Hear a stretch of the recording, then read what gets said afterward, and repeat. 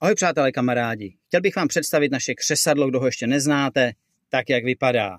Je to tyčinka ze slitiny jménem Ferrocerium. To, co jiskří v té tyčince, je cerium. Není to magnézium neboli hořčík, v tom se často chybuje. Tyčinka o průměru 8 mm, dostatečná velikost na to, abyste vytvořili spoustu jisker. Samozřejmě k tomu potřebujete kvalitní škrábátko z HSS plátku na železo, pilka, to je to, co tvoří jiskry. No a když už ty jiskry vytvoříte, potřebujete je někam dostat a něco tím zapálit. Patentovaný zápalný motou s protažený trubičkou, který se tady zapálí těma jiskrama, zapálíte si potřebný materiál a zatáhnete a udusíte.